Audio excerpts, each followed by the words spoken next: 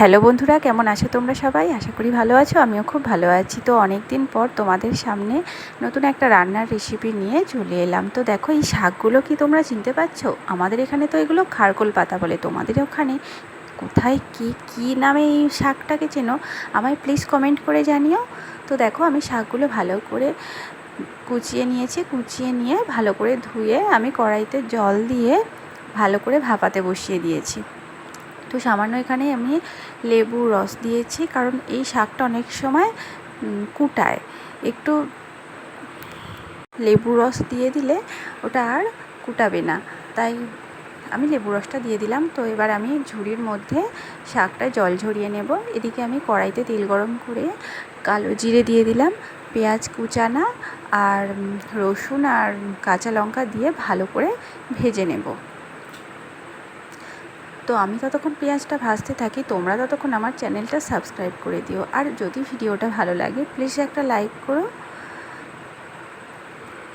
আর আমার রেসিপি অনুযায়ী একবার বানিয়ে খেও, আর আমায় কমেন্ট করে জানিও কেমন হলো। তো আমি কথা দিতে পারি, মাংস ছাড়াই এক থালা ভাত নিমেষে শেষ হয়ে যাবে। তো দেখো, এখানে আমি পাতাটা মিক্সার গ্রাইন্ডারে নিয়ে ভালো করে পেস্ট করে নেব। এদিকে আমার পেঁয়াজটাও কিন্তু ভালো করে ভাজা হয়ে গেছে। এবার আমি পেঁয়াজটাও কিন্তু পেস্ট করে নেব। শাকটা দেখো এই পর্যায়ে এসেছে। তো এবারে আমি শাকটা ঢেলে নিয়ে পেঁয়াজটা ভালো করে পেস্ট করে নেব। তো পেঁয়াজটাও পেস্ট করা হয়ে গেছে। তো এটাও কিন্তু আমার পেস্ট করা হয়ে গেছে। আমি এবার এটা ঢেলে নেব। এবার কড়াইতে তেল গরম করতে বসিয়ে দিয়েছি। শাকের পেস্টটা আমি কিন্তু এবার এতে ঢেলে দেব।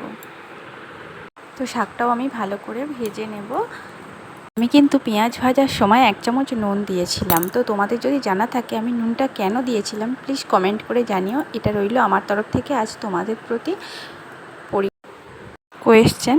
তো কে কতটা মন দিয়ে আমার ভিডিও দেখেছো সেটাই তার প্রমাণ।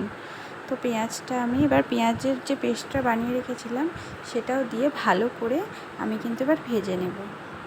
কড়াইতে আর লেগে থাকছে না, এই পর্যায়ে কিন্তু বুঝতে হবে যে শাকটা আমার পুরোপুরি রেডি। এবারে আমি নামিয়ে নেব।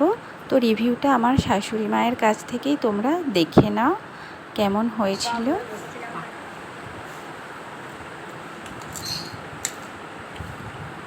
কেমন হয়েছে? ভালোই হয়েছে। কেমন হয়েছে? ভালো হয়েছে, এটা দিয়ে ভাত খাওয়া হয়ে যাবে সব।